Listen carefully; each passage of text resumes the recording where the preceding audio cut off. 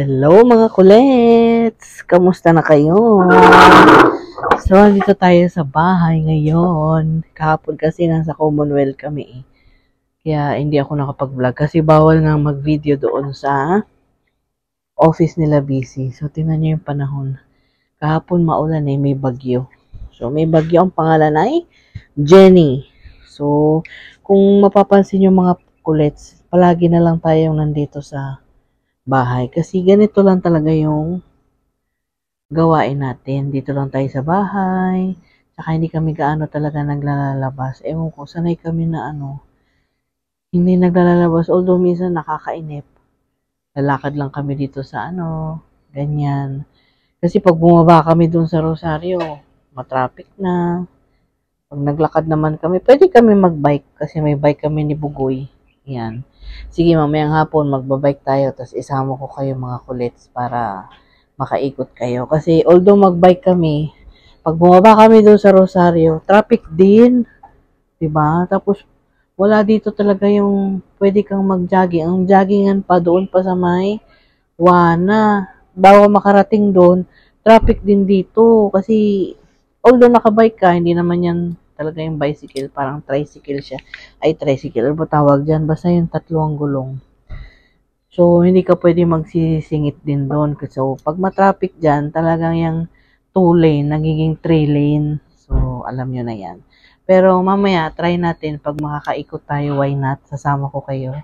Tour sa ating, streets. Streets, mga kulit. So, baka magtataka kayo, mainip kayo. Huwag kayong mainip. Nood-nood lang din kayo, di ba? Kasi ganito lang talaga yung gawin natin araw-araw. So, kung hindi magluluto doon, kakain doon, or doon sa sala, maglilinis ng ganyan, mga ganyan lang ba? Diba? Magde-decorate ako ng Pampasko, mga pa siguro. Mga November. Tapos, one time pag bibili ako ng mga gusto ko mag-DIY ng mga Christmas decoration. Yung yung bulaklak, ano bang tawag nila doon sa pula? Poncheta ba yun? Ano ba yun? Para kasi nagmumure.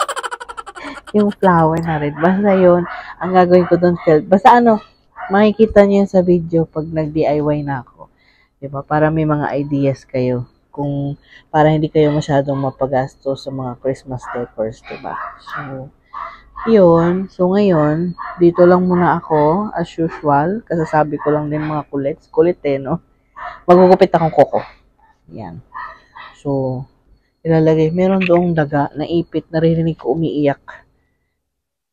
Anyway, yan. Dyan. Kasi magugupit tayo ng kuko. Magugupit tayong kuko. Minit eh. Umiiyak talaga yung daga. Hindi ko alam bakit. Ang bilis ng panahon, no? Malapit na namang magpasko. Diba, guys? Tapos noon, 2024 na. So, may nabago ba sa ating buhay? Ayan. Hindi talaga ako manicure, pedicure. Sarili lang, DIY. Ayan. Kaya yung mapapansin nyo yung kuko ko hindi pantay. Yan. Tsaka wala talagang cutics yan. Hindi ako naglalagay. Minsan, nung nagtatrabaho pa ako sa Dubai, naglalagay ako ng cutics. Kasi, syempre, nasa customer service tayo, front desk. Dapat, presentable. So, yan. Maingay talaga yung daga. Ano ba yan?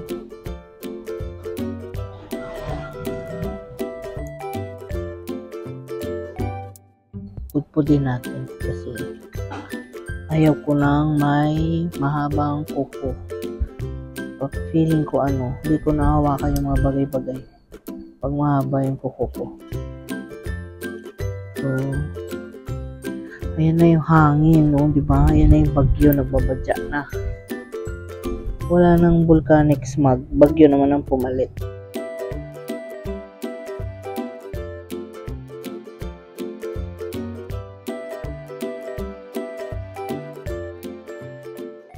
Ayan, dalawa yan sila. African lovebird. Bago lang yan kasi di ba namatay yung aming senior. So yan yung kapalit.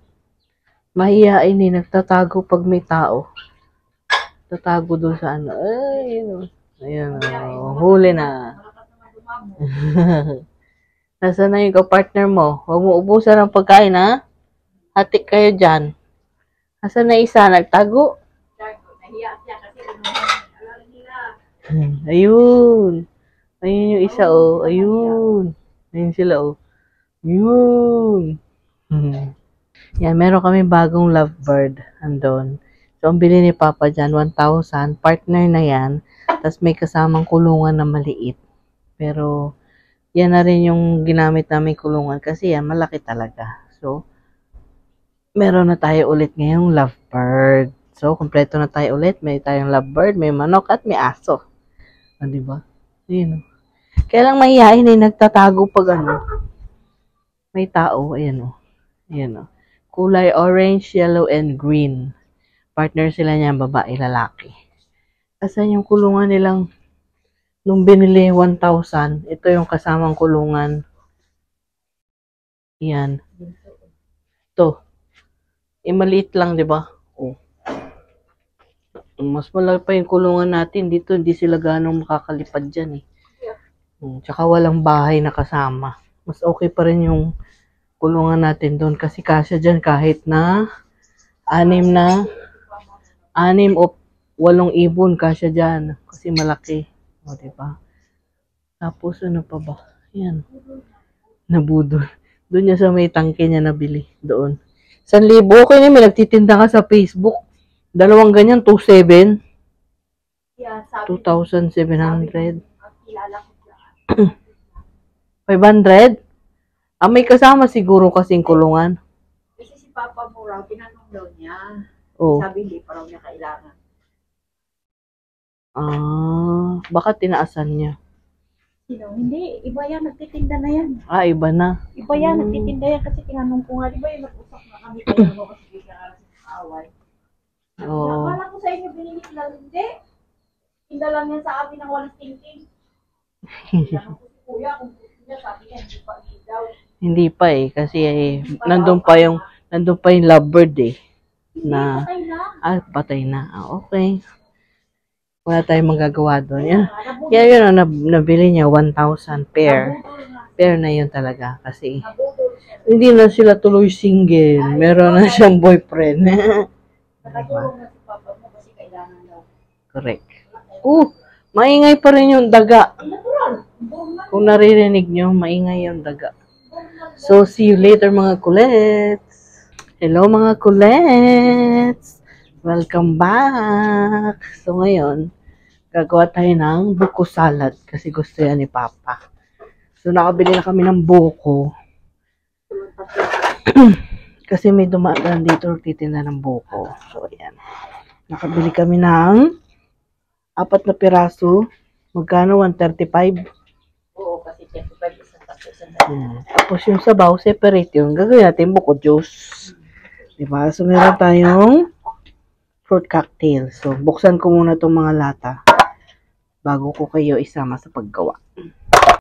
Yan na. So, nabuksan na natin. Natanggalan natin sa lata yung fruit cocktail. So, pag gumawa kami ng buko salad, total, wala namang okasyon. Ito lang. So, fruit salad at saka, condensed milk. Pwede kayong gumamit nung creme densada. Yung pinaghalong Nestle cream at saka condensed milk. Or pwede kayong condensed milk tapos Nestle cream. Yan. Since wala kaming Nestle cream, carry lang. Tapos minsan, pwede nyo haluan ng mayonnaise konti para mag-blend yung asim at tamis. Pero, since wala naman tayong handaan, kung ano yung nandyan, yun lang yung ating gagamitin. So, buko, fruit salad, and condensed milk. Yan. So, pagaluin na natin. Si Papa kasi mahilig sa buko salad. So, ang gusto niyang fruit cocktail yung Del Monte. Kasi merong parang yung 2 days na fruit cocktail. Ang laman nun majority puro pinye. So, ito mas maraming papaya Tapos may ubas. So yun. Tsaka merong ito cherry. Sa 2 days kasi mas marami yung pineapple. Kaya maasim. So ito, yan nahalo na natin. Yan. Ngayon lalagay naman tayo ng condensed milk. So, yan o, diba? Pag Del Monte, mas marami yung papaya, peaches, ubas. Yan. Tsaka yung pineapple, konti lang. Kasi pag mas marami yung pineapple, maasim. So, yan. Tapos lagyan natin ng condensed milk. Konti lang muna. Oop. Tsaka natin haluin.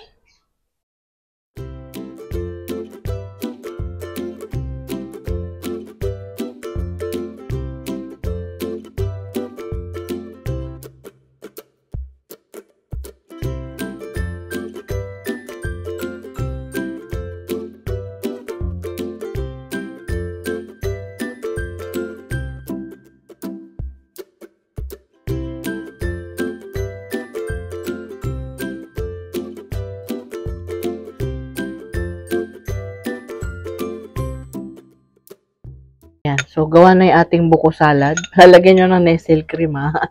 Pwede nyo rin lagyan ng mayonnaise para mag-balance yung tamis. Saka yun. Tapos, pwede nyo lagyan ng cheese. Diba? Maliit nyo lang na hiwa yung cubes. So, yan. Titikpan na natin kasi mahilig din ako sa salad. Pero mas paborito ko yung macaroni fruit salad. Yan. Oo, iba kasi. Sarap talaga macaroni. Ito lang, hindi masyadong matamis.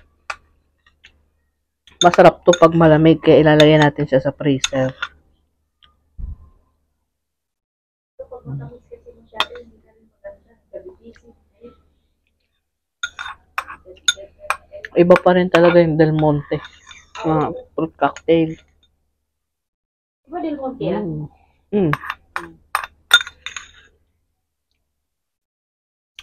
Simot. Bus.